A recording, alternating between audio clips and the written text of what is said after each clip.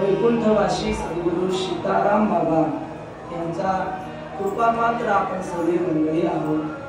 तसं तर तुमच्या भाग्याचं वर्णन काय करावं. तुमच्या गावावरून वारकरी सतत 12ही महिने सतत त्यांची ये जा चालू असते आणि त्या वारकऱ्यांची सेवा करण्याचं भाग्य तुम्हा सगळ्या मंडळींना मिळतंय. हे तुमच्या परम सौभाग्याची गोष्ट आहे. तेव्हा आपण भाग्यवान मंडळी. मी नेहमी आपल्याला सांगत असतो, सहज आठवलं म्हणून आताही सांगतो.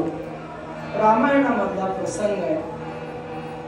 भगवती सीता माता आणि प्रभू रामचंद्र एके दिवशी वटवृक्षाच्या छायेमध्ये बसलेले होते, वडाच्या झाडाखाली बसले होते आणि त्या वडाच्या झाडावर अशी एक सुंदर वेल गेलेली होती.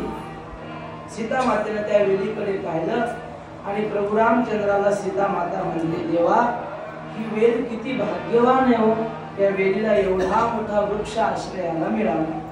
असं कोण म्हटलं? सीता माता म्हटलं. देव म्हटले, सीते तसं नाही, मला वाटतं हे वडाचं झाड भाग्यवान आहे की ज्याला एवढी सुंदर वेल मिळाली. सीता माता म्हणते, तसं नाही देवा, झाड भाग्यवान नाही, ही वेल भाग्यवान आहे.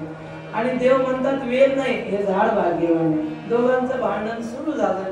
आता दोघांत तिसरा कोण होता तिथं? लक्ष्मण महाराज तेवढ्यात आले. प्रभू रामचंद्राने सांगितलं, लक्ष्मणा, आमचं भांडण दिसलं. काय झालं दादा? म्हटले, हे बघ, मी म्हणतो हा वृक्ष भाग्यवान आहे, म्हणजे हे झाड भाग्यवान आहे, आणि सीता म्हणते वेल भाग्यवान आहे. तुझ्या मताने सांग, कोण भाग्यवान आहे दोघांपैकी? लक्ष्मणानं हात जोडले, सांगितलं, दादा, हे झाडही भाग्यवान नाही आणि ही वेलही भाग्यवान नाही, या दोघांच्या सावलीला बसलेला हा लक्ष्मण भाग्यवान आहे.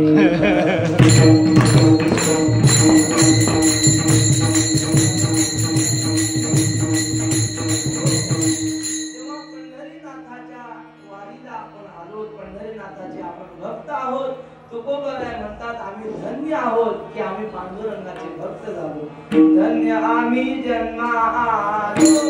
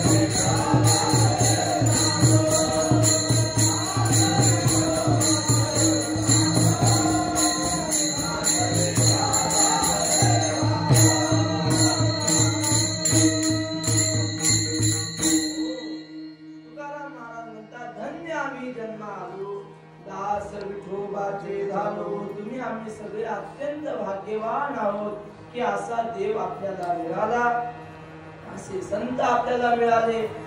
अहो, तुकाराम महाराज म्हणतात, तुम्ही जगाच्या पाठीवर कुठेही फिरा पण असा देव तुम्हाला भेटणार नाही, आहे की नाही?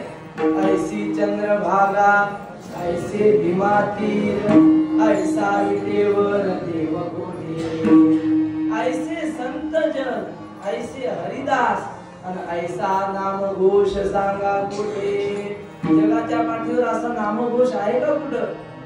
कीर्तनामध्ये अशी मर्यादा आहे की खाली बसलेल्या श्रोते मंडळींनी पुंडलिक वरदा असं कीर्तनकारांनी म्हटलं की खालच्या सगळ्यांनी पुंडलिक वरदा असं म्हणायचं. आपण प्रयोग करू, टाळकरी काहीच म्हणणार नाही, फक्त खाली बसलेले श्रोते मंडळी, हा, पुंडलिक वरदा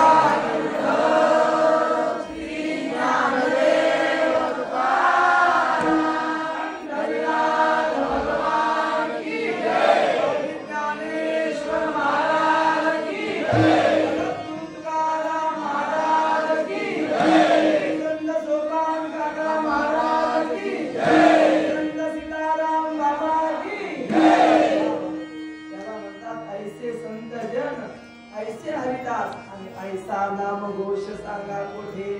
जगाच्या पाठीवर अनेक संप्रदाय, पण असा नामघोष कुठे तुम्हाला पाहायला मिळणार नाही. म्हणून आपण भाग्यवान आहोत. तेव्हा भगवान पंढरीशाची आज महत्वाची वारी आहे. वारकरी संप्रदायाच्या दृष्टीने आजचा दिवस म्हणजे सोनियाचा दिवस आजी आपले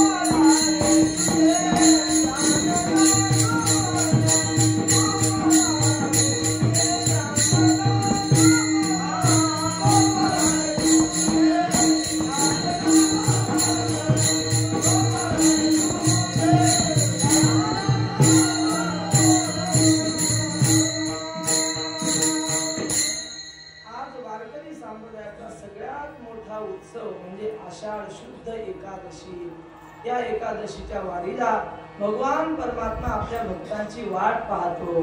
वाट पाहे उभा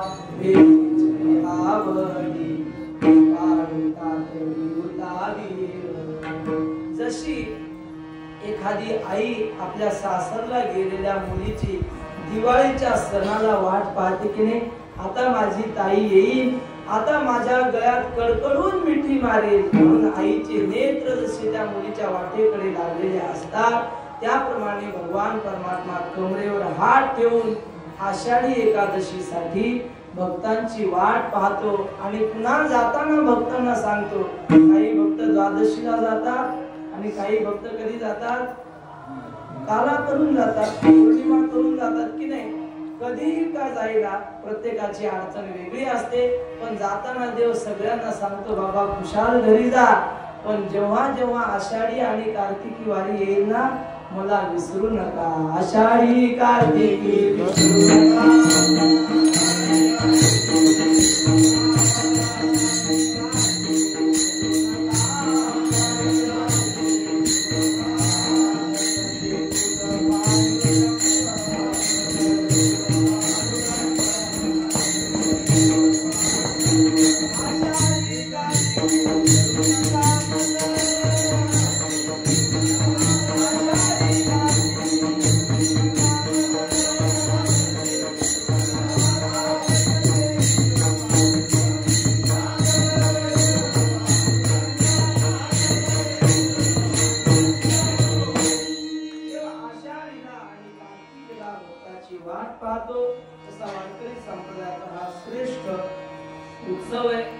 एकादशीचा दिवस आहे, म्हणून एकादशीचं महात्म्य सांगितलंच पाहिजे असा आजच्या दिवसाचा नियम आहे. काय एकादशी धरायची तर त्याचं शास्त्र असं आहे. त्या मागची छोटीशी कथा अशी आहे की एक रुक्मांगद नावाचा राजा होता आणि त्या राजाच्या दरबारामध्ये, त्या राजाच्या राज्यामध्ये एक असा बगीचा होता. अशी दुर्मिळ फुलं त्यामध्ये उपलब्ध होती की स्वर्गामध्ये सुद्धा ती फुलं मिळत नव्हती. म्हणून स्वर्गातले यक्ष रोज रात्री यायचे आणि त्या राजाच्या बगीच्यातली फुलं चोरून घेऊन जायचे. बरेच दिवस झाले, बगीच्याचा माळी होता, तो विचार करायचा कोण आपली फुलं नेतं. हे देव रात्री विमानाने यायचे आणि फुलं घेऊन जायचे. एके दिवशी काय झालं, बगीच्यामध्ये काही वांग्याची रोपं होती. वांग माहिती ना आपल्याला, वांग्याची रोपं होती आणि ती झाडं मोठी झाली म्हणून आता त्याला काही वांगी येईनात, म्हणून त्या माळ्याने ती झाडं उपटली आणि बगीच्याच्या बाजूला नेऊन ती झाडं सगळी पिटून दिली वांग्याची. ऐका, वांग्याची शक्ती किती असते ऐका. त्या वांग्याच्या जळण्यामुळे त्या बगीच्याच्या सगळ्या परिसरात धूर झाला. रात्रीच्या वेळी या यक्षांची विमानं आली, यक्षांनी फुलं तोडली आणि पुन्हा विमानात बसून जेव्हा निघाले तेव्हा विमान काही उडेना. कशामुळं? त्या वांग्याचा धूर झाला होता सगळ्या परिसरात, त्या बगीच्यामध्ये. बघा वांग्याच्या धुराची शक्ती.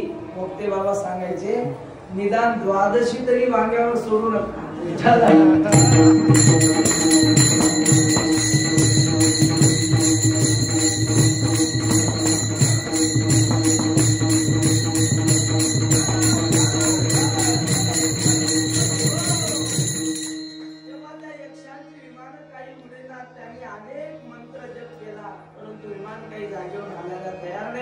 सकाळ झाली, बगीच्याचा माळी बगीच्यामध्ये आला. पाहता तर चोर त्याला मुद्देमाला सहज सापडले. त्यांनी चोरांना धरलं. त्यांनी सांगितलं, बाबा आम्ही काय साधी माणसं नाही, देव आहोत. तो म्हटला, देव असं नाही तर देवाचे बाप असतात. मी वर्षभर पाहतोय कोण चोरी करते, आज तुम्ही सापडले, चला राजाच्या समोर. राजाच्या समोर आल्यावर त्यांनी हात जोडले. सांगितलं, राजा स्वर्गामध्ये अशी फुलं मिळत नाही म्हणून तुझ्या बगीच्यातून आम्ही रोज नेत असतो. राजा म्हटला, अहो आम्ही इथं नाहीतरी देवाच्या पूजेसाठीच तो बगीचा केलाय. तुम्ही जर स्वतः ती फुलं घेऊन जात असाल आनंदाची गोष्ट आहे, पाहिजे तेवढे घेऊन जात जा असं राजाने सांगितलं. पुन्हा ते आले विमानापाशी. विमान उडायला तयार नाही. राजाला सांगितली समस्या. राजाने हातावर पाणी घेतलं आणि संकल्प केला, मी आयुष्यभरात जेवढे काही यज्ञ याग केले असतील त्या सर्व यज्ञांचं पुण्य मी या विमानांना अर्पण करतो. तरी सुद्धा विमान उडायला तयार नाही. राजाने सांगितलं, मी जी गोरगरिबांना आजपर्यंत मदत केली असेल, दीनदुबळ्यांना सहाय्य केलं असेल, ते सगळं पुण्य मी अर्पण करतोय. तरी विमान काही उडायला तयार नाही. आपल्या आयुष्यातली सगळी पुण्याची कमाई राजाने पणाला लावली, पण विमान काही उडेना. शेवटी त्या यक्षाने सांगितलं, राजा हे विमान तसे उडणार नाहीत.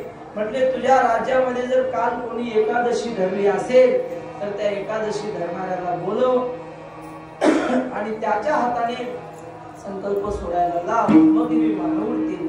राजा म्हटला, एकादशी म्हणजे काय? असे काही काही भाग्यवान आहेत महाराष्ट्रात, त्यांना एकादशी म्हणजे काय माहीत नाही. उपवास धरणं तर सोडून द्या, पण एकादश कशाला म्हणतात ते माहित नाही. जाऊ द्या. तेव्हा राजाने सांगितले, एकादश म्हणजे काय असं म्हटलं. त्या यक्षाने सांगितलं, अरे बाबा, एकादश नावाचं व्रत असतं, त्या दिवशी अन्न खायचं नसतं. असा उपवास तुझ्या राज्यात कोणी केला असेल तर बघ. राजाने सगळ्या त्या राज्यामध्ये दौंडी दिली, पण कुणी एकादशी धरलेली नव्हतीच. पण त्या राज्यामध्ये एक घर होतं आणि त्या घरामध्ये पती पत्नीचं भांडण झालं होतं, कडाक्याचं भांडण झालं होतं.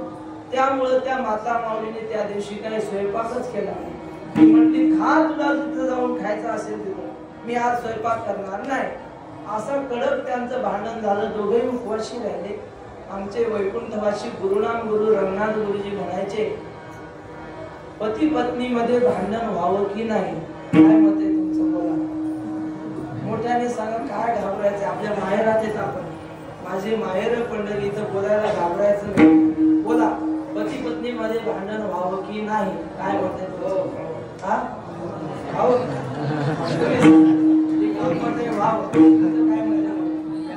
होऊ नये.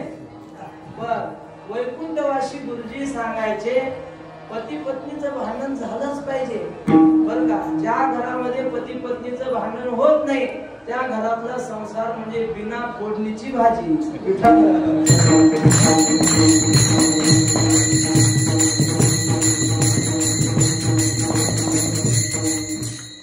झालं पाहिजे, पण चौकटीच्या आत रस्त्यावर येऊन ते कोर्टन कचऱ्या मग नाही त्याला घरात नाही घरात आपलं. बर, तर त्या पती पत्नीचं भांडण झालं आणि दोघंही त्या दिवशी उपवाशी राहिले. ते दौंडी कानावर आली की काल कोणी उपवास धरला असेल तर राजाने त्यांना बोलवलं. ते म्हटले, आम्ही उपवास तर काही केला नाही, पण भांडण झाल्यामुळे दोघेही उपवाशी राहिले. ते काही असं म्हटले, चला दरबारात घेऊन आले. त्यांच्या हातावर पाणी दिलं आणि त्यांना म्हणायला लावलं, काल आमच्याकडून जो उपवास घडला त्या उपवासाचं पुण्य आम्ही या विमानांना अर्पण करतो. दोघांनी संकल्प सोडल्याबरोबर ती विमानं उडायला लागली, पुराणामध्ये कथा आहे. आणि तेव्हा त्या रुक्मांगद राजाला एकादशीचं महत्व कळालं आणि तेव्हापासून त्याने आपल्या राज्यामध्ये लहान मुलापासून म्हाताऱ्या माणसापर्यंत प्रत्येकाला एकादशी व्रत धरण्याचा आग्रह केला. म्हणून नाथ महाराज म्हणतात मांगदा कारणे एकादशीचा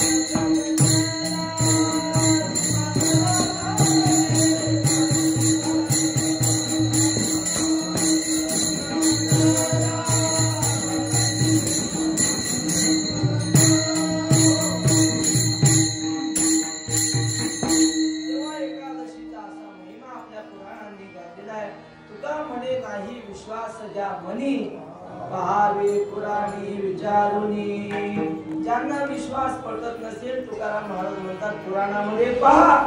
काही लोकांचा विश्वास कशावरच बसत नाही. जे जास्त शिकलेली लोक आहेत ना, स्वतःला जास्त शिकलेली समजतात, ते म्हणतात आमचा देवावर विश्वास नाही, काही देव वगैरे काही नाही असं ते म्हणतात. एक असा शिकलेला माणूस, पण त्याचा मुलगा हरिपाठाला रोज जायचा आणि तो माणूस म्हणायचा काही देव वगैरे काही नसतो. तो म्हणायचा बाबा बाबा नाही. अलीकडे कोणी बापाला बाबा म्हणत नाही. काय म्हणतात? नाही डॅडी नाही, पप्पा सगळीकडे चालेल आहे की नाही. तो म्हटला बाबा पप्पा काय असेल. तो म्हटलं बाबा असं नसतं. ज्या अर्थी एवढं जग दिसतं ना, त्या अर्थी या जगाला करणारा कोणीतरी असला पाहिजे. एवढं सुंदर जग आहे की नाही, ज्यानं निर्माण केलं कोणीतरी देव असेल. हा तुम्ही त्याला नाव बदला, कधी राम म्हणा, कृष्ण म्हणा, पांडुरंग म्हणा, पण कोणीतरी एक असला पाहिजे. तो बाप म्हणला गाढवा माझा पोरगा असून मला शिकवतोस का ज्ञान? गप बस. पोरगा हुशार. बाप कामाला गेला निघून. पोराने आपली पेन्सिल घेतली, त्याला सुंदर चित्र काढता येत होतं. 5-6 वर्षाचा पोरगा, पण चित्र सुंदर काढायचं. त्याने सुंदर चित्र काढलं आणि संध्याकाळी बाप आल्यानंतर जिथं ज्या टेबलच्या जवळ बसतो त्या टेबलवर ते चित्र रंगवून व्यवस्थित ठेवलं. बाप संध्याकाळी आला, हातपाय धुतले, खुर्चीवर बसला, पाहिलं तर समोर टेबलवर सुंदर चित्र आहे. तर बाप म्हटला बाळू किती सुंदर चित्र काढले रे, कुणी चित्र काढलंय? तो म्हटला बाबा कुणीच नाही काढलं, ते आपोआपच चित्र निघलं. बाप म्हटला गाढवा असं चित्र कुठं आपोआप निघत असतं का? तो म्हटला गाढवाचे पप्पा, मग जग कुठं आपोआप होत असतं का? ज्या अर्थी चित्र आहे त्या अर्थी चित्रकार कोणीतरी आहेत. आणि ज्या अर्थी एवढं सुंदर जग आहे त्या अर्थी या जगाचा करणारा करता धरता कोणीतरी आहे. चालते शरीर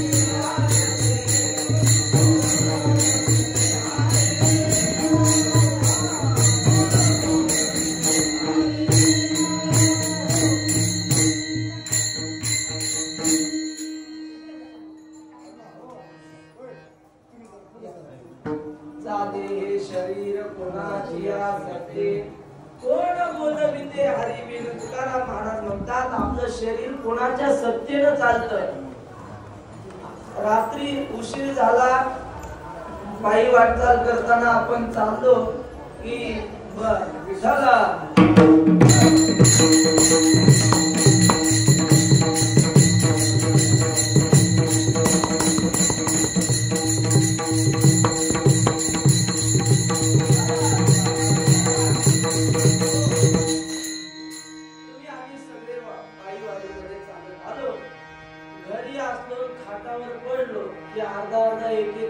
झोप लागत नाही. बऱ्याच लोकांची अडचण आहे, गोळी घेतल्याशिवाय झोपच लागत नाही. पण वारीत आल्यावर डायबिटीजची सुद्धा गोळी घ्यावी लागत नाही, शुगर लेवल मध्ये येते. कारण तेवढी चाल होते, अंगातून घाम निघतो, गोड खाल्लं तरी शुगर वाढत नाही. बर का, असं सांगतात लोक, आपल्याला काही नाही अजून अनुभव. बर, तर वारीमध्ये अशी काही गोळी घ्यायची गरज नाही. संध्याकाळी आपलं कागद आथरला नुसतं पडलं, उशाला लागत नाही, आपोआप झोप लागते. पण रात्री झोपणं आपल्या हातात आहे, सकाळी उठणं आपल्या हातात आहे का? नाही. सकाळी त्यानं उठवायचं ठरवलं तर आपण उठतो, नाहीतर आपण उठू शकत नाही. म्हणून तुकाराम महाराज म्हणतात, आपलं शरीर जे चालतंय ना, त्याच्या सत्तेमुळे चालते. चाले हे शरीर कोणाची असते, कोण बोलविते हरिवी. आता कोरोना येऊन गेला, आपल्या सगळ्यांना माहिती आहे. किती मोठे धडधाकट माणसं आपल्यातून निघून गेले. भगवंताची सत्ता मान्य करावी लागते. तेव्हा हा जो सेवेसाठी अभंग घेतला, सगळ्या जगावर ज्याची सत्ता आहे, वृक्षाचेही पान हाले ज्याची सत्ता, राहिली अहंता मग कोठे आशा. पंढरीश पांडुरंग परमात्म्याचा अभंग सेवेसाठी घेतलेला आहे. या अभंगातून भगवान पंढरीश पांडुरंग परमात्मा तुम्हा आम्हाला पंढरपूरला बोलावतात. या बाबा पंढरपूरला या, देव तुझं सांगे पंढरीशी आले. तुम्ही म्हणाल महाराज तुम्ही नवीनच कुठून आणलं? पांडुरंगाचा अभंग कसा काय? रोज आम्ही कीर्तनात ऐकतो, तुकाराम महाराजांचा अभंग घेतला, नामदेव महाराजांचा अभंग घेतला, ज्ञानेश्वर महाराजांचा अभंग घेतला, जनाबाईचा अभंग कुणी कीर्तनाला घेतं, पण पांडुरंगाचा अभंग कीर्तनाला घेतला असं कधी आम्ही ऐकलं नाही. पांडुरंगाचा अभंग कसा? 2 मिनिटात सांगतो ऐका. याच पंढरीमध्ये श्री संत नामदेव महाराज राहत होते. एके दिवशी नामदेव महाराज चंद्रभागेवर स्नानाला गेले. ऐका, पंढरपूरला आल्यानंतर पहिला विधी आहे, इथं आलो की पहिलं काम म्हणजे आल्या आल्याच गेलं पाहिजे असं काही नाही, पण ते काम चुकवायचं नाही. काय? चंद्रभागेचं स्नान. आणि दुसरं काम महत्वाचं काय? बाकी काही करा अथवा न करा, पण पंढरपूरला आल्यानंतर चंद्रभागेचं स्नान आणि कुठल्या तरी फळावर जाऊन, कुठल्या तरी मठामध्ये जाऊन हरी कीर्तन ऐकलंच पाहिजे, तरच वारी पूर्ण होते. चंद्रभागे स्नान हरी कथा.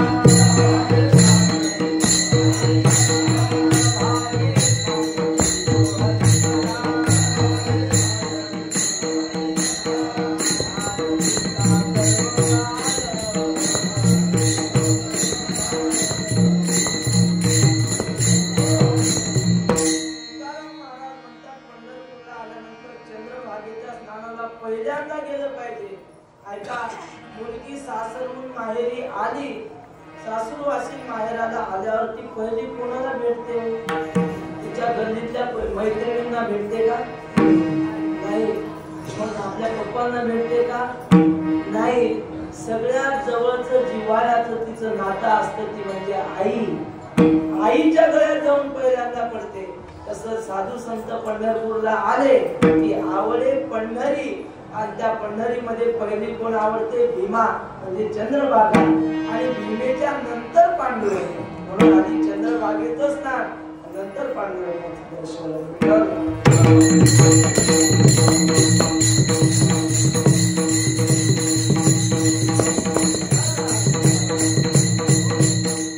स्नानाला गेल्यानंतर काय करावं? आमचे वैकुंठवासी गुरुवर्य वक्ते बाबा सांगायचे, आपण कुठल्याही तीर्थावर स्नानाला गेलो, महिला असो किंवा पुरुष असो, स्नानाला आपण तीर्थावर गेलो की शास्त्र सांगता आपले सगळे आपल्या पूर्वज जे होऊन गेले, आपल्या आधीचे आजोबा, आजी, पणजी जे कोणी असतील ते आपण तीर्थावर स्नानाला गेलो की ते आकाशामध्ये येतात, जमा होतात आणि वाट पाहतात की आता माझा वंशज स्नानाला आलाय, स्नान झाल्यानंतर मला काहीतरी अर्घ्य देईल. अर्घ्य देणं म्हणजे काय? त्याच नदीचं पाणी घ्यायचं आणि असं हाताने नदीमध्ये सोडायचं. फक्त आपल्या पूर्वजाचं स्मरण करायचं, मनामध्ये आपल्या पूर्वजांचं स्मरण करायचं आणि पाणी 3 वेळा सोडायचं. त्याला म्हणतात पूर्वजांना अर्घ्य देणे. ते अर्घ्य घेण्यासाठी सगळे पूर्वज जमा होतात आणि स्नान करून आपण अर्घ्य न देता तसेच माघारी आलो तर ते काय करतात पूर्वज माहितीये? स्नान झाल्यानंतर आपण आपलं आंतरवस्त्र पिळतो की नाही, ते आंतरवस्त्राचं पाणी पितात असं शास्त्र सांगतं. म्हणून स्नानाला तीर्थावर गेल्यावर सांगतो, बाथरूम मध्ये नाही. पण जेव्हा आपण तीर्थावर स्नानाला जातो तेव्हा कुठलंही तीर्थ असो, कुशावर्त असो, चंद्रभागा असो, इंद्रायणी माता असो, तिथं स्नान झाल्यानंतर हातामध्ये नदीचं पाणी घ्यावं. काय अवघड नाही, 3 सेकंदाचं काम आहे. पाणी घ्यायचं, सोडायचं, पाणी घ्यायचं, सोडायचं, 3 वेळा झालं. त्याला पुरावा काय? ज्ञानेश्वर महाराज म्हणतात, गंगेचे उदक गंगे तैसे अर्पिजे देव पितरोद्देशे माझे मज देवी तैसे आनानी भावी. तेव्हा चंद्रभागेच्या स्नानाला गेल्यानंतर पाण्याचा अर्घ्य दिलं पाहिजे. असं चंद्रभागेच्या स्नानाला नामदेव महाराज निघाले आणि निघाल्यानंतर त्या वाळवंटामध्ये एक रामायणाची कथा चालू होती. काही श्रोते असे तुमच्यासारखे समोर बसलेले आणि रामायणकार महाराज सांगत होते की वाल्मिकींनी 100 कोटी श्लोक प्रभू रामचंद्राचं वर्णन करणारे लिहिले. चरितम रघुनाथस्य शतकोटी प्रविष्टरम एकैकमक्षरम पुंसां महापातकनाशनम. वाल्मिकींचं वर्णन ते रामायणकार करत होते की त्यांनी 100 कोटी श्लोक लिहिले. हे नामदेव महाराजांच्या कानावर शब्द आले. नामदेव महाराजांनी मनात विचार केला, विठ्ठल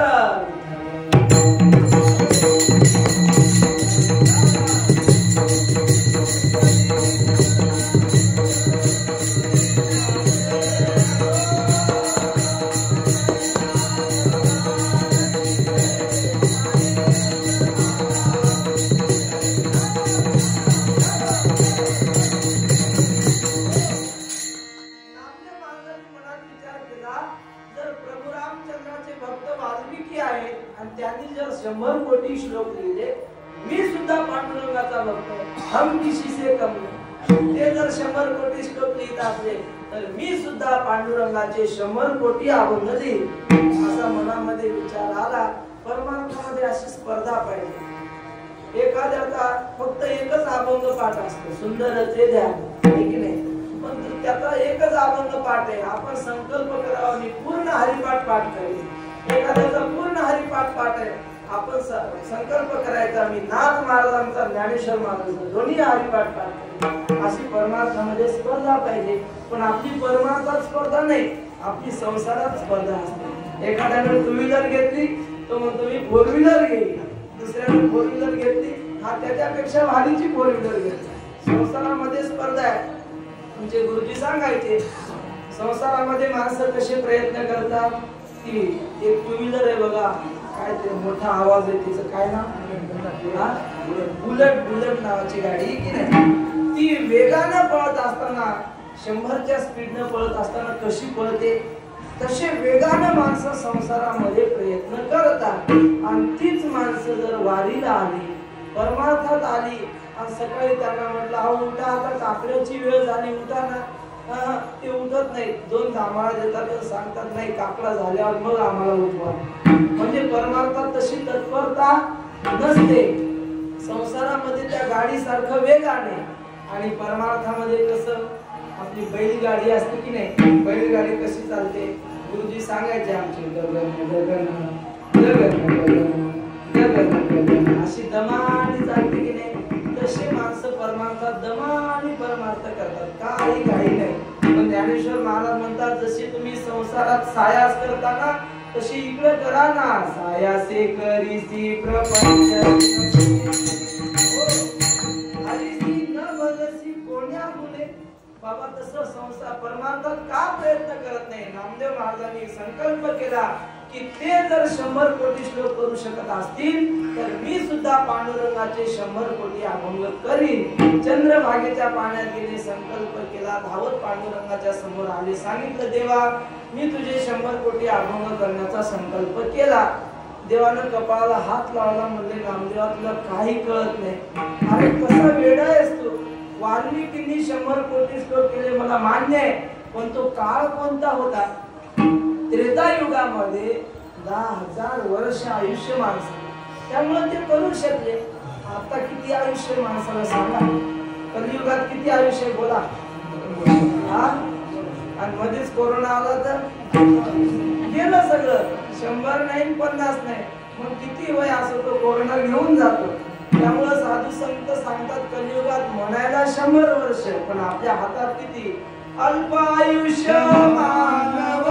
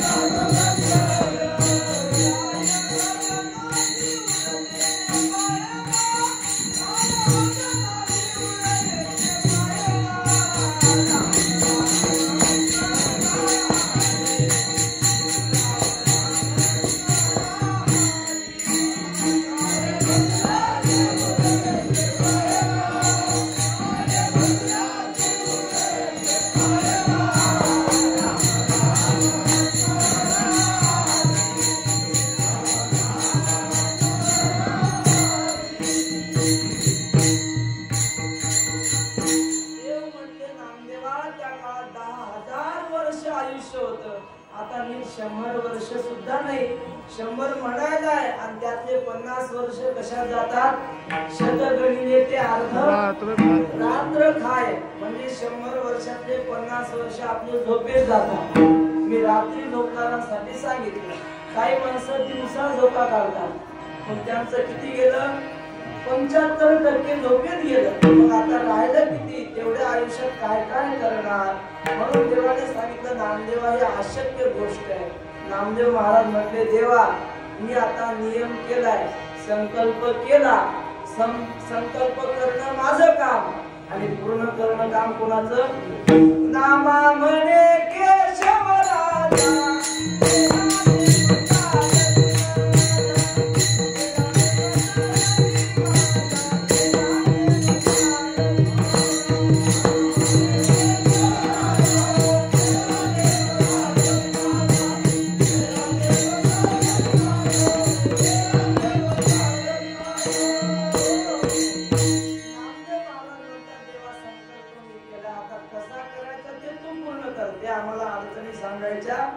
नाही. मग देवाने सांगितलं बरं ठीक आहे बाबा, तुझ्या घरच्या सगळ्यांना अभंग लिहायला बसव. नामदेव महाराजांच्या घरी किती लोक होते ऐका. मी अभंग म्हणतो, तुम्ही ती माणसं मोजायची, बरोबर ना? ऐका, वैकुंठवासी गोदे बाबांनी आम्हाला तो अभंग शिकवला. कोणाई राजाई दोघी सासू सुना. किती झाले? दोनच. कोणाई राजाई दोघी सासू सुना. दामा नामा दाना बापले का. किती झाले आता? 4 झाले. पुढच्या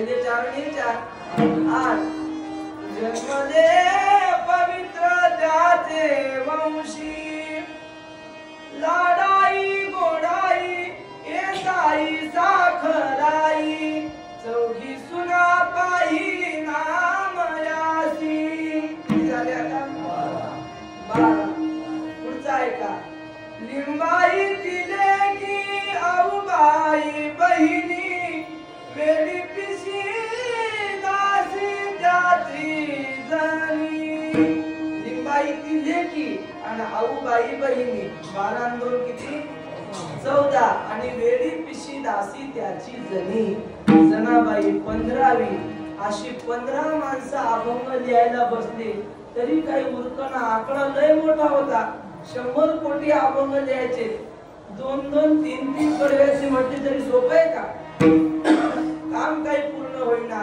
शेवटी भगवान पांडुरंगाने हातामध्ये लेखणी घेतली आणि देव अभंग लिहायला बसले त्या देवाच्या अभंगापैकी आजचा अभंग शिरला घेतला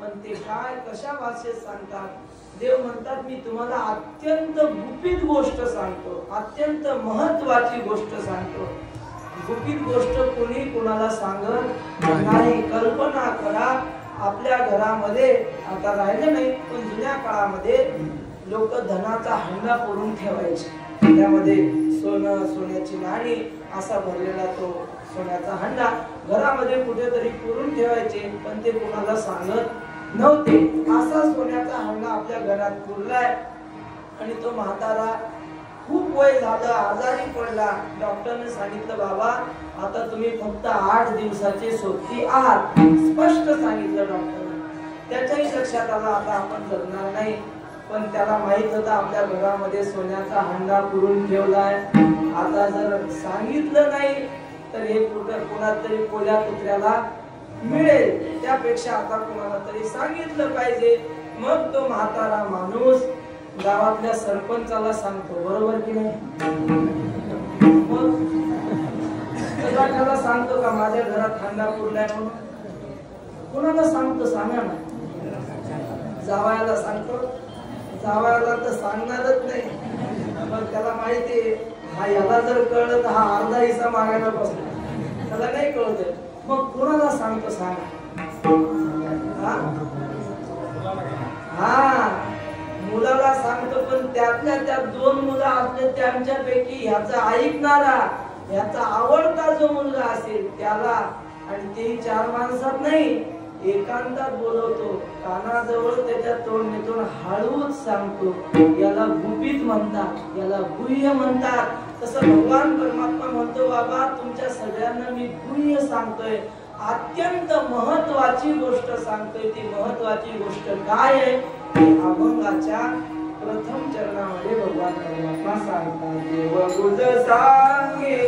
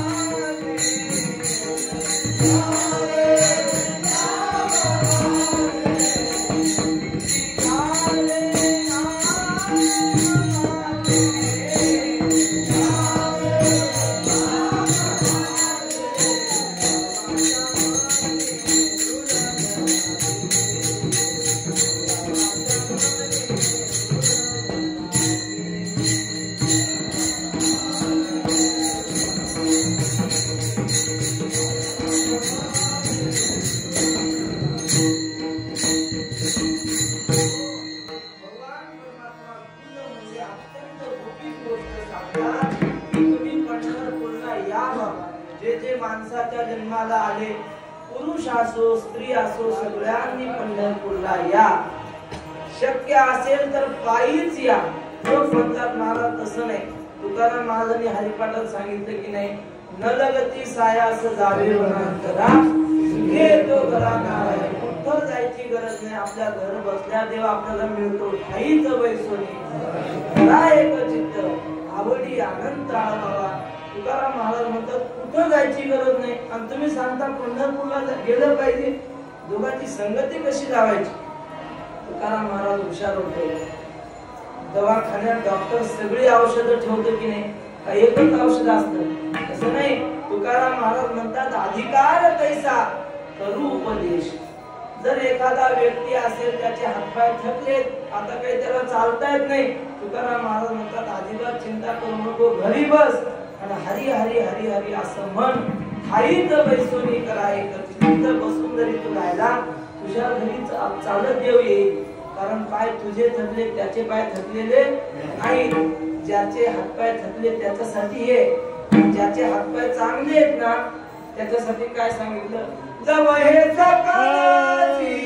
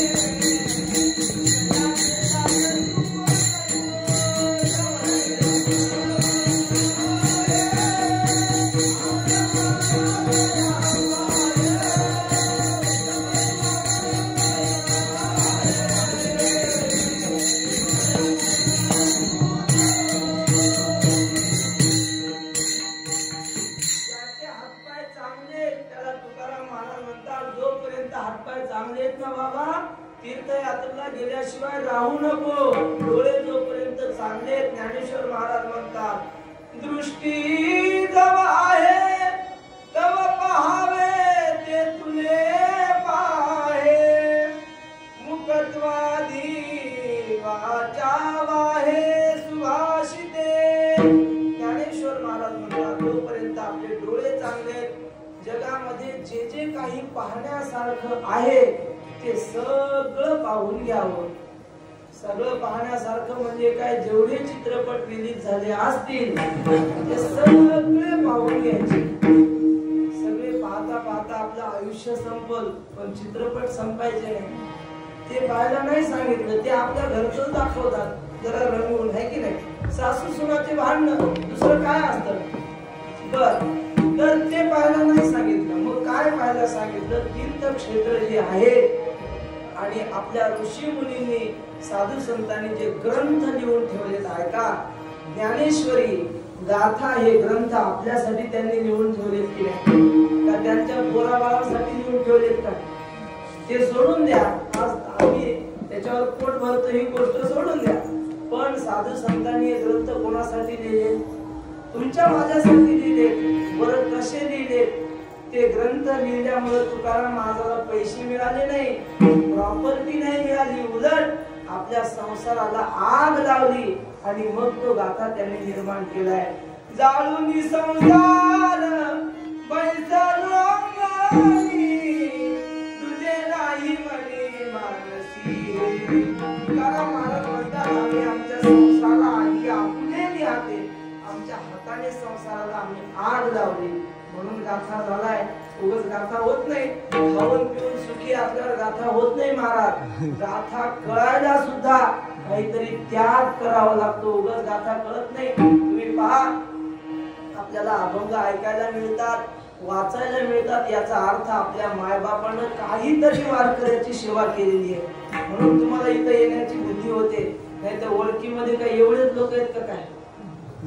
आम्ही आलो होतो की तुमच्या सप्त्याला, मंडप भरून तिकडं भैरवनाथाचं मंडप तिकडं भरलेला होता. त्याही पेक्षा जास्त लोक ओळखीमध्ये आहेत, पण त्यांना इकडं यावं वाटणार नाही. ज्याच्या मायबापानं, ज्याच्या आई वडिलांनी काहीतरी वारकरी संप्रदायाची, वारकऱ्याची सेवा केली असेल, ज्याच्या रक्तामध्ये ही सेवा रुजली असेल, त्यालाच पंढरपूरची वारी करावी लागते.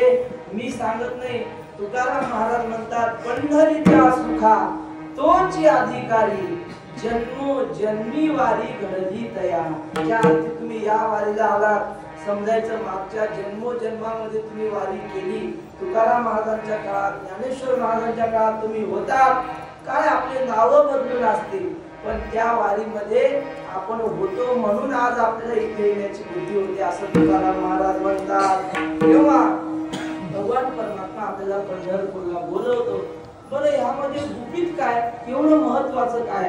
तर जसा तो बाप धनाचा हंडा पोराला सांगतो की नाही, तसं देव म्हणतो, बाबा तू पंढरपूरला आल्यावर काय मिळेल सांगू का? इथं तू आला आणि नुसती चंद्रभागा डोळ्यानं पाहिली तर काय होईल? अवघीच तीर्थे घडती एक वेळा,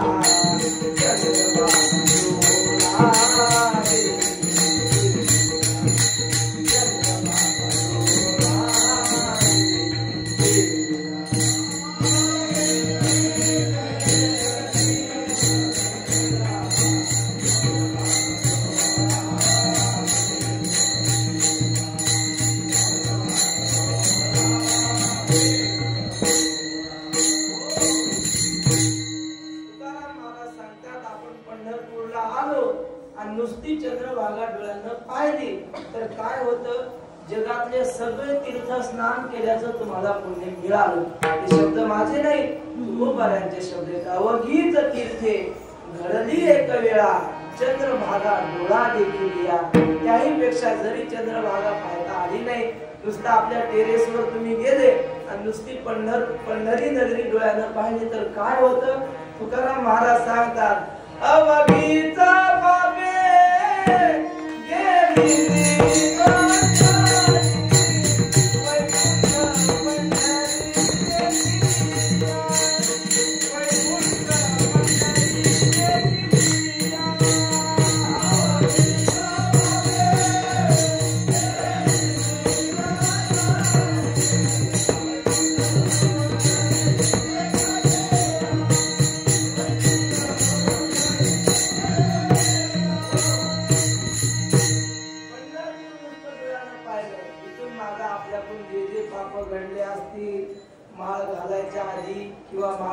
नंतरही पाप होते की नाही?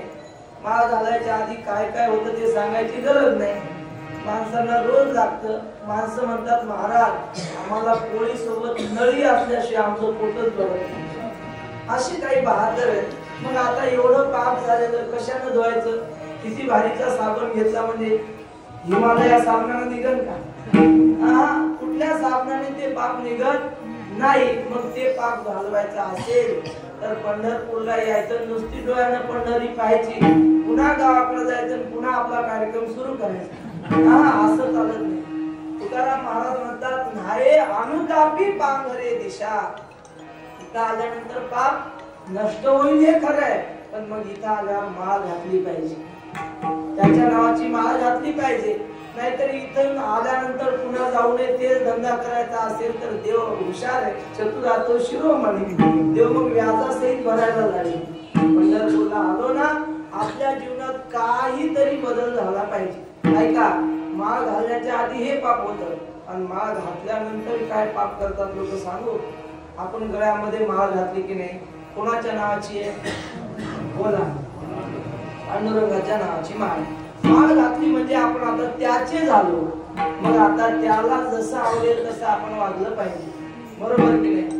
मग सांगा, एकादशीचा दिवस आहे, खोटं बोलायचं नाही. पांडुरंगाला तंबाखू खाल्लेला आवडतो का? बोला. हो म्हणा, नाही तर नाही म्हणा. नाही. मग माळ घातल्यावर लोक खात नाहीत का? एकादशीच्या दिवशी भाकर चालत नाही, पण ते म्हणतात तंबाखू चालते.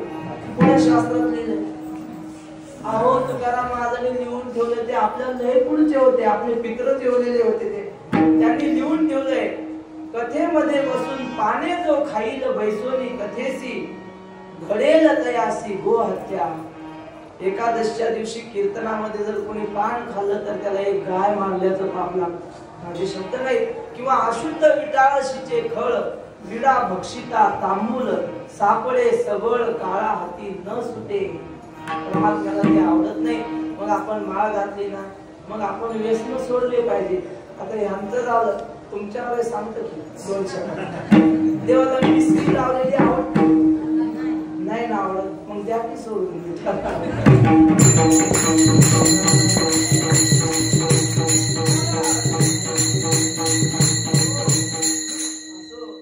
ही पाप न जाणून चुकून आपल्याकडून घडतात. मग या पापांचं चालन कसं करायचं काय नाही. डोळे भरून पंढरी पायाची अवघीच पापे गेली दिगंतरी. देवाच्या चरणाजवळ संकल्प करायचा, देवा आजपर्यंत चुकून आमच्याकडून हे सगळं घडलं, पण आजपासून जरी मला एकदम सोडता आलं नाही, एखाद्या दिवशी मी 5 वेळा तंबाखू खात असेल तर मी 4 वेळा खाईन, हळूहळू 3 वेळा, हळूहळू 2 वेळा, आणि हळूहळू 1 वेळा खाऊन हळूहळू ते व्यसन मी पूर्णतः सोडून देईन. नुसतं तंबाखूचं नाही, कुठलीही आपली वाईट सवय असेल तर असा संकल्प करावा, तरच आपली वारी सफळ होईल.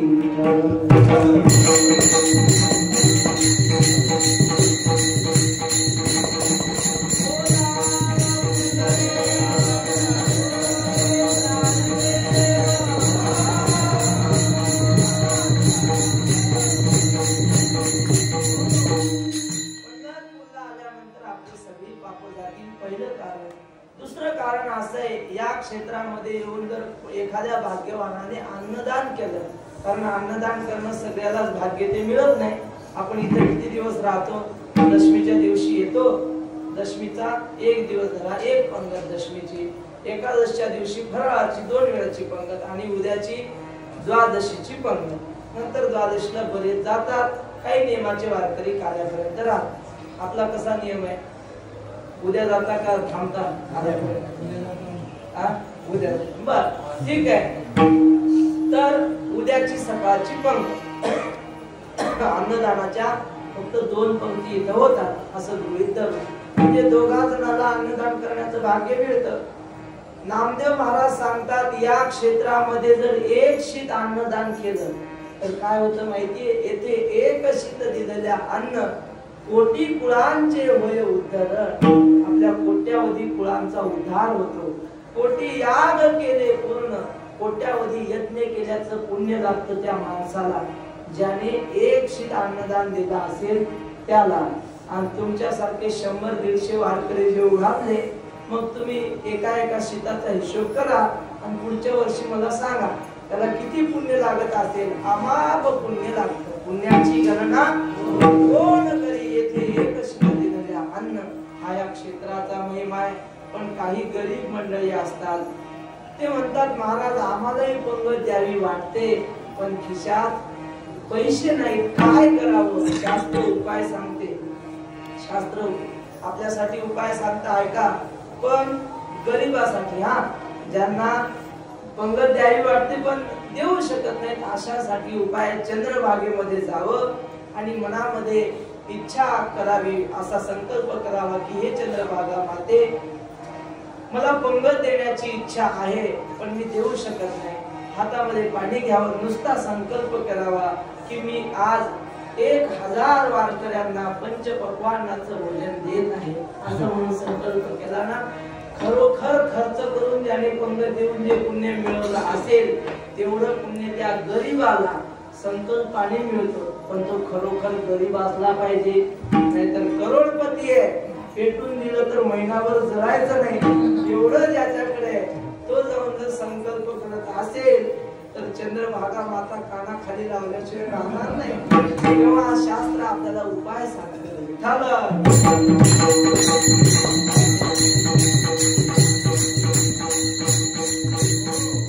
पंढरपूरला आल्यानंतर हा सगळ्यात मोठा फायदा आहे.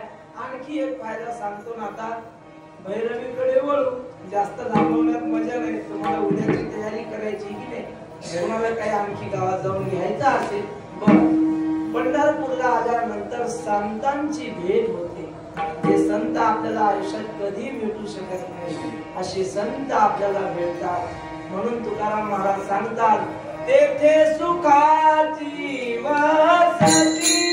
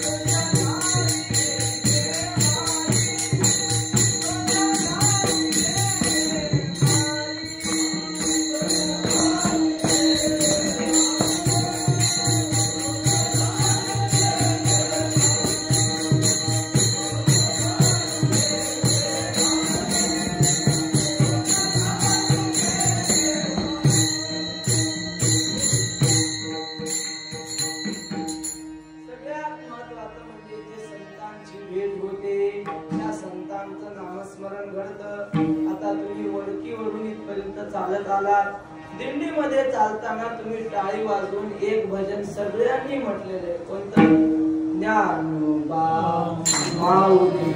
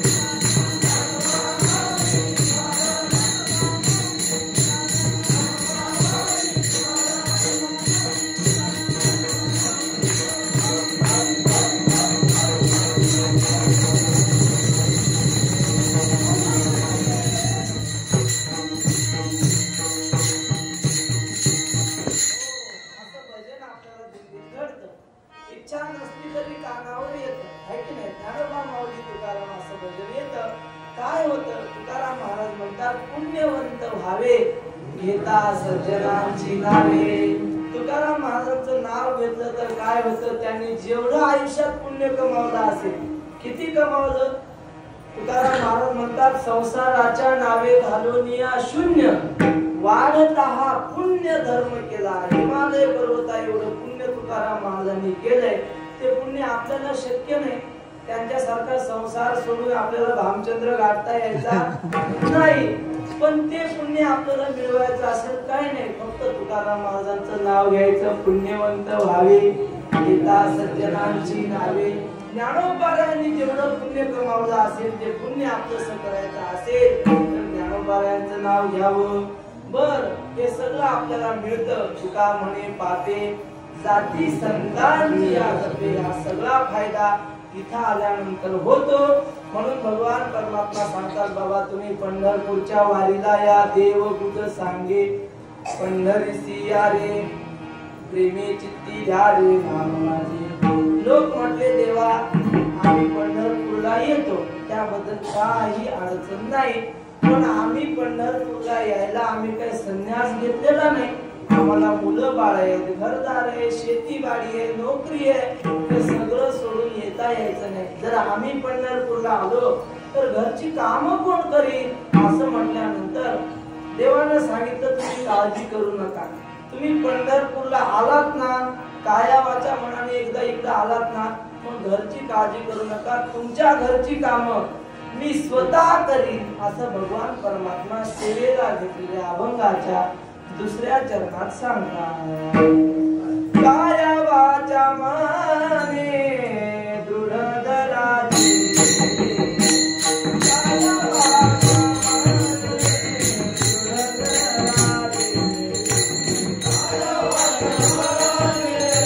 दृढ धराची, काया वाचा मने दृढ धराची, काया वाचा मने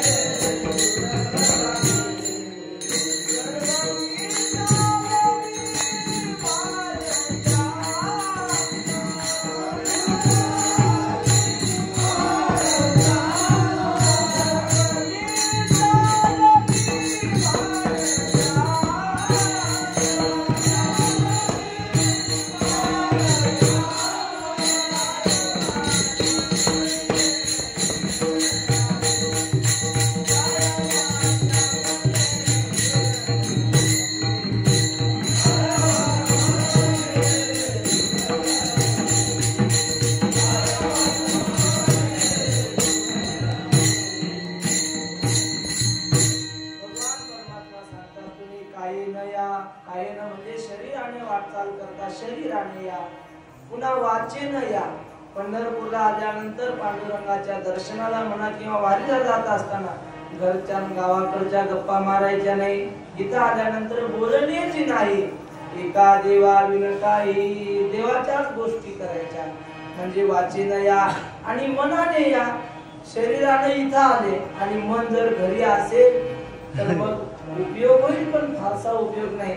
आपण वारीच्या दिंडीमध्ये उभं राहून घरी व्हिडिओ कॉल करतो, बरोबर करतात. आता आपण रोजच पाहतो लोक इथून व्हिडिओ कॉल करतात. मग घरच्यांना काय दिसतं, तिथले कार पकवत वाजताना दिसतात, तिथले भजन ऐकू येतात, वारकरी दिसतात घरच्यांना. आणि आपल्याला काय दिसतं, घरच्या म्हशी वारीत उभा आणि गोठ्यातल्या म्हशी पाहतो, त्याला किंमत नाही. तुकाराम महाराज म्हणतात, बाबा वारीला देहानं आला ना, शरीरानं आला ना, मग मन बी घेऊन ये. उलट आता घरी जाताना शरीर घरी घेऊन जा, पण मन मात्र देवाच्या पायाजवळ ठेव. तुकाराम महाराज म्हटले की नाही, देवा आता मी तुझ्या दर्शनाला आलो, इथून जरी घरी मी परत गेलो तर माझं शरीर परत जाईल, पण मन जाणार नाही. आता कोठे धावे,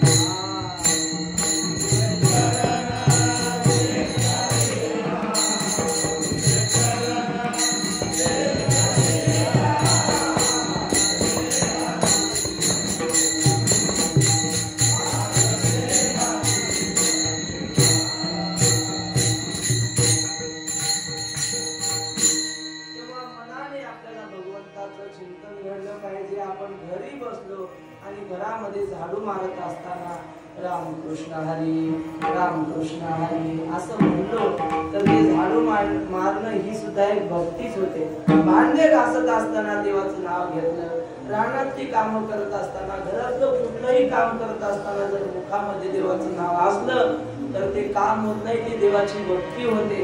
लोक म्हणतात महाराज देवाचं नामस्मरण करायला आंघोळ केल्याशिवाय करू नये ना, असं लोक म्हणतात.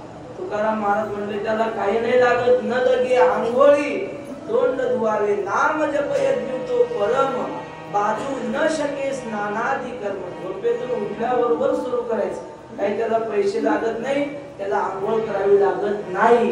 नामाच्या चिंतन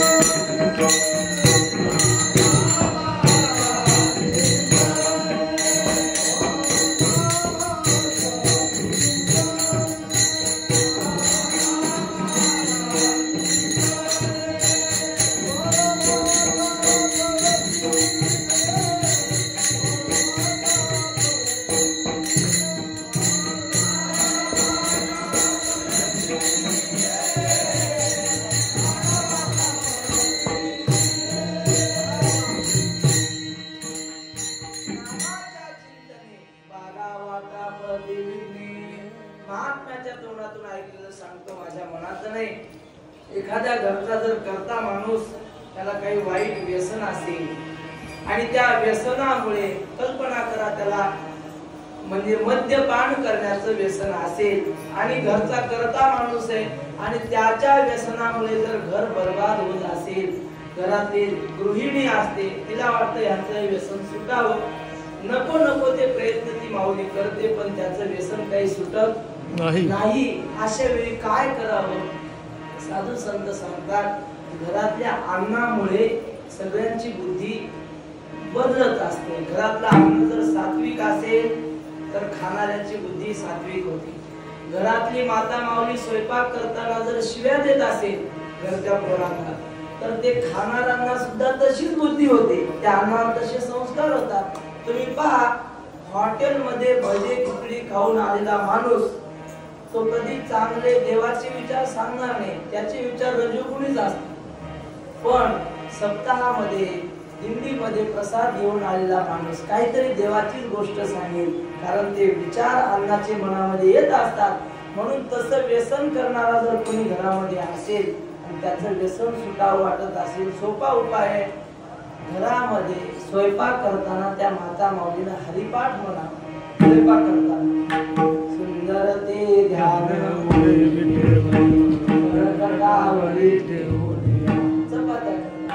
आणि भाकरीला तर काय मग टाळी वाजवूनच काम ऐकले. देवाची तारी हातावरची येत असेल तर हातावरची जाऊ द्या. तर स्वयंपाक करताना देवाचं नामस्मरण करणे. नाही हरिपाठ पाठ नसला, आता मोबाईलची सुविधा आहे, मोबाईलवर लावायचा आणि ते ऐकत ऐकत स्वयंपाक करायचा. तेही नाही जमलं तर देवाचं रामकृष्ण हरी असं म्हणत स्वयंपाक करायचा.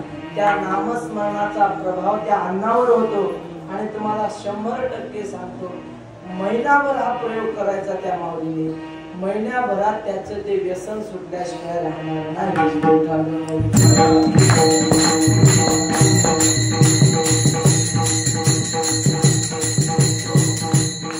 तेव्हा भगवान परमात्मा सांगतात बाबा पंढरपूरला या आणि माझं नामस्मरण करा.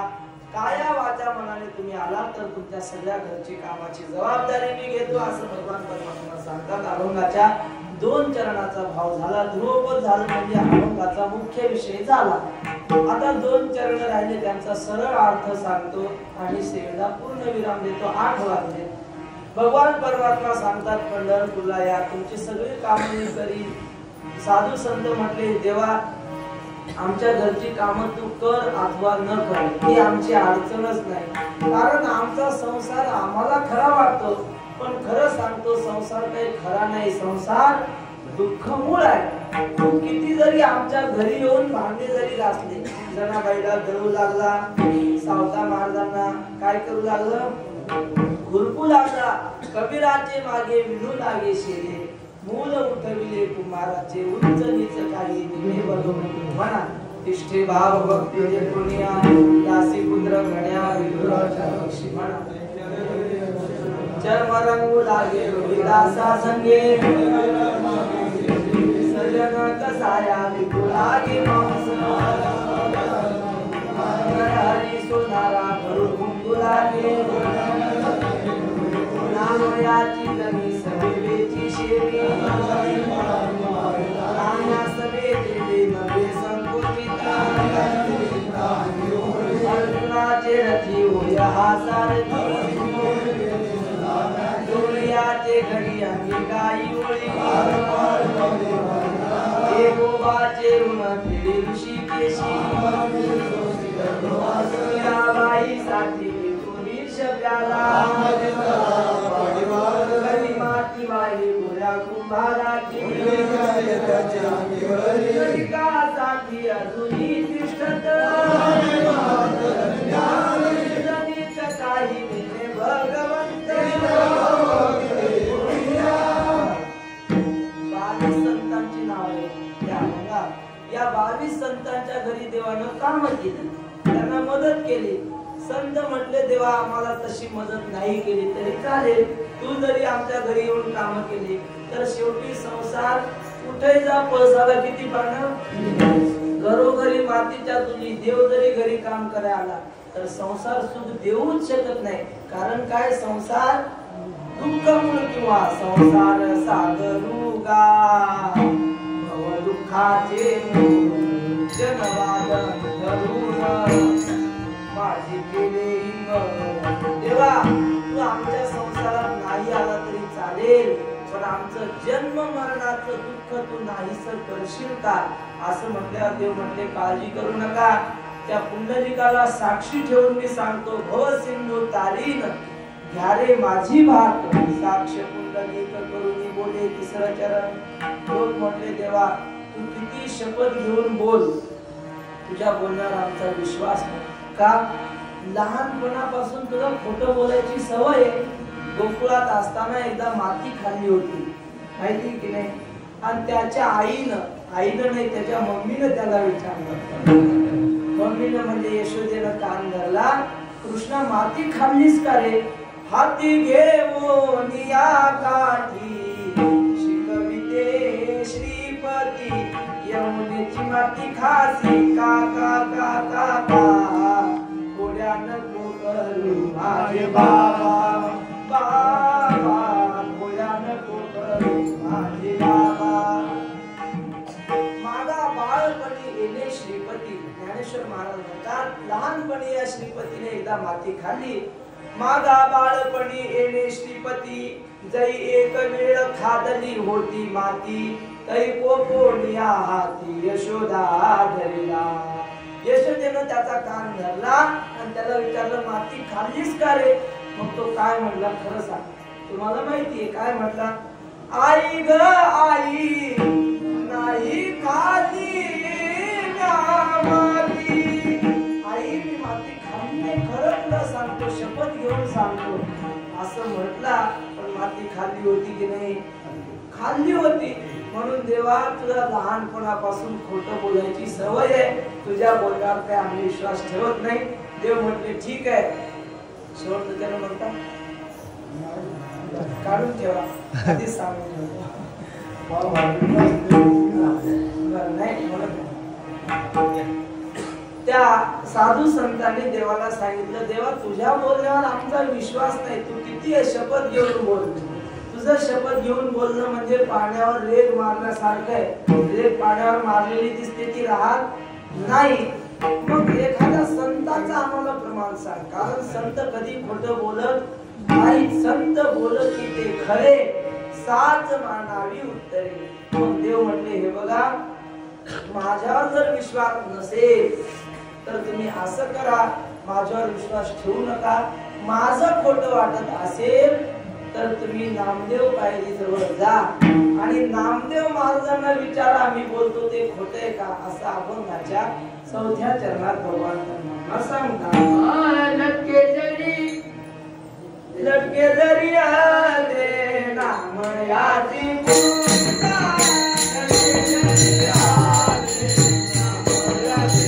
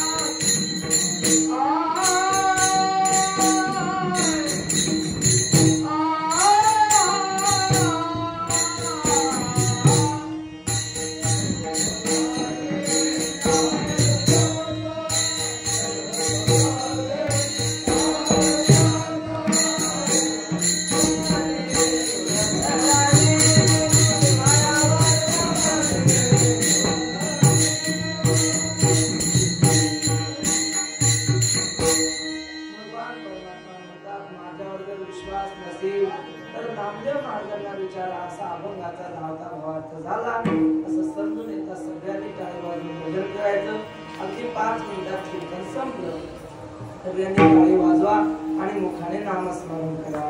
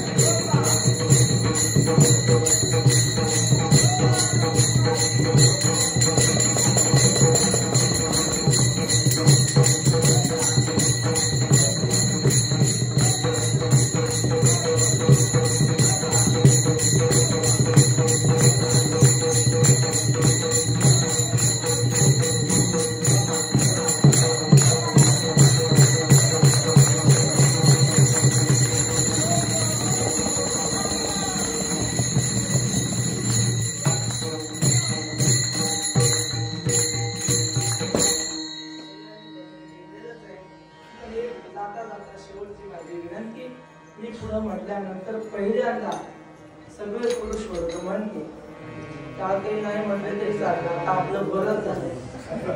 आता फक्त खाली बसले पुरुष वर्ग आणि त्यांचं झाल्यानंतर माता भगिनी म्हणते जय ठोबार कुमाई सगळे म्हणा जय ठोबार कुमाई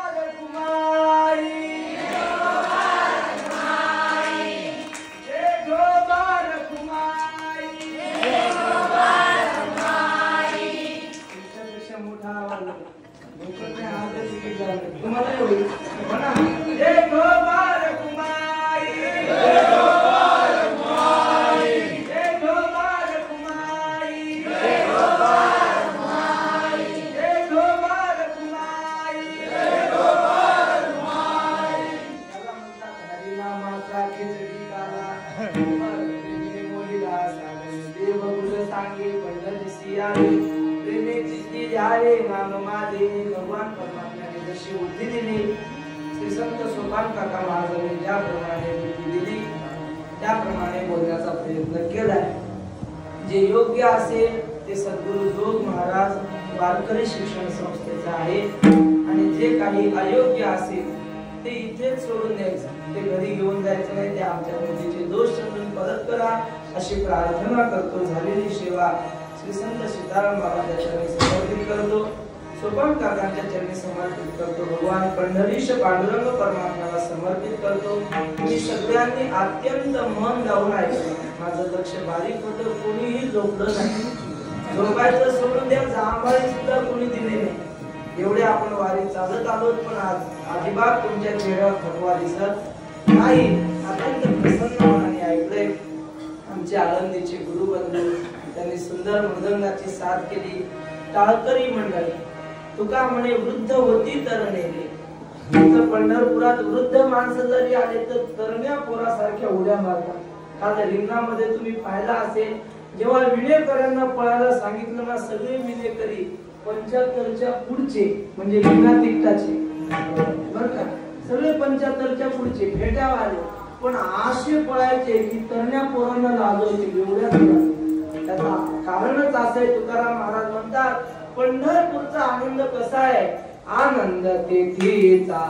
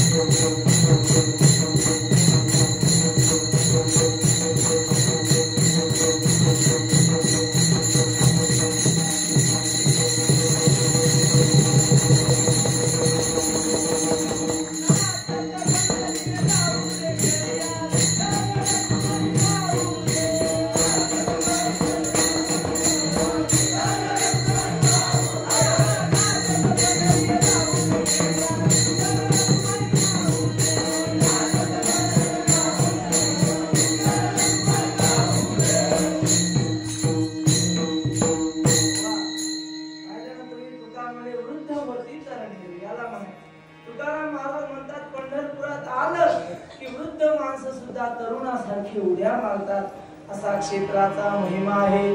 तेव्हा हा पंढरपूरचा आनंद जन्मोजन्मी दरवर्षी आपल्याला उपभोगायला मिळावा अशी देवाच्या चरणी प्रार्थना करू.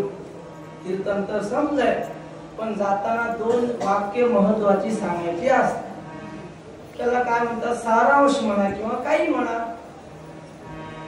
तर जाताना महत्वाचं असं सांगायचं की आता उद्या तुम्ही निघलात, काही नाही यात्रा करून आले असतील, काय काय घेतलं, नातवांना खेळणी घेतली. कारण आमचे श्री गुरु लहाने कदम माऊली सांगत असतात, काय घेतात माणसं, बाया घेतात बांगड्या आणि गडी घेतात घोंगड्या. झाली आपली यात्रा. तसं नाही, तर घ्या किंवा नका घ्या त्याचं काय आम्हाला काय महत्व नाही, पण जाताना एखादं हरिपाठाचं पुस्तक सोबत न्या. एखादं नाही 10-5 नेलं तर आणखी चांगली गोष्ट आहे. आणि काय करायचं, आपल्या आजूबाजूला जी शेजारी मंडळी, त्यांची लहान मुलं, त्यांना संध्याकाळी घेऊन बसायचं. तुम्ही म्हणाल आम्हाला वेळ नाही, वेळात वेळ काढा. कामामध्ये काम, कामात हे काम समजा आणि काही म्हणा राम राम संध्याकाळच्या वेळेला त्या लहान मुलांना एकत्र घेऊन बसायचं आणि त्यांना आपल्या सोबत हरिपाठ म्हणायला शिकवायचा.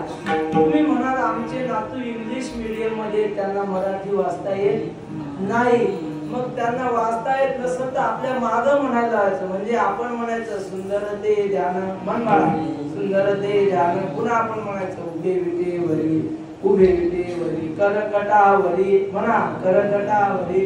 असं ओतून घ्यायचं. पण हरिपाठ मुलांकडून, लहान मुलींकडून वजवून घ्या, तरच ते तुम्हाला म्हातारपणी आजोबा आजी म्हणतील. नाहीतर तांब्या सुद्धा भरून द्यायची नाही, हे खात्रीशीर तुम्हाला मी सांगतो. आणि ज्या मुला मुलीचा हरिपाठ पाठ असेल ना, जीवनात त्यांचा कधीच वाकडा पाऊल पडायचा नाही. सध्याची परिस्थिती तुम्हाला माहिती आहे. एक चित्रपट आलाय, तो चित्रपट आपल्यापैकी काही जणांनी पाहिला असेल. त्या चित्रपटाचं नाव आहे केरला स्टोरी. पाहिलं ना? त्या चित्रपटाने सध्याची सत्य परिस्थिती दाखवली. महाराष्ट्राची शासकीय आकडेवारी आहे की आज रोजी दर दिवशी महाराष्ट्रातून 72 मुली बेपत्ता होतात. रोज, महिन्याचं नाही सांगत हा, रोज महाराष्ट्रातून 72 मुली, महिला बेपत्ता होतात. कोण नेतं? आपल्या सगळ्यांना माहिती आहे. एक समाज आहे, त्या समाजाचं कामच आहे हिंदू धर्म संपवायचा. कशा कशा पद्धतीने हिंदू धर्माला त्रास देता येईल त्या सगळ्या पद्धतीने ते त्रास देतात। आपण जागृत झालं पाहिजे। तुकाराम महाराज म्हणतात, धर्म तो न कळे काय झाकी येले डोळे। आज जी परिस्थिती तशी जर राहिली तर येत्या 5-6 म्हणजे वर्षानंतर 2030 साली या भारताचा पंतप्रधान परधर्मीय होईल अशी शासकीय आकडेवारी आहे। जनगणनेनुसार आपल्या लोकसंख्येच्या मानाने हिंदू धर्माच्या विरुद्ध जो दुसरा धर्म आहे त्यांची आकडेवारी फार मोठी वाढत आहे आणि ती वाढत राहिली तर 2030 साली भारताचा पंतप्रधान त्यांच्या समाजाचा होईल, म्हणजे मुस्लिम समाजाचा पंतप्रधान होईल। आणि तो झाला तर मग तुमची वारी बंद आणि तुमचे भजन कीर्तनही बंद। ते होऊ नये असं वाटत असेल तर आपण आपल्या परीने छोटस काम केलं पाहिजे। काय नाही, आपण काही कुठं जाऊन व्याख्यानं द्यायची नाही, समाज जागृती आपल्याकडनं होणार नाही। आपल्या आजूबाजूला असलेल्या लहान मुलांना आपण आपल्या धर्माचे संस्कार दिले पाहिजे। नाहीतर आज बीएड झालेल्या माणसाला जर विचारलं की भगवद्गीतेत किती श्लोक आहेत, तो म्हणतो काय माहिती। म्हणजे हिंदू धर्मामध्ये 30 वर्षाचा झाला, त्याला भगवद्गीता म्हणजे काय माहित नाही, कुणी सांगितली माहित नाही, किती श्लोक आहेत काही माहित नाही। म्हणून आपल्या चरणी प्रार्थना आहे, जाताना हरिपाठाची पुस्तकं घेऊन जा, बारीक माळी घेऊन जा आणि आपल्या मुला मुलींना या वारकरी संप्रदायाचे संस्कार द्या। ज्ञानेश्वर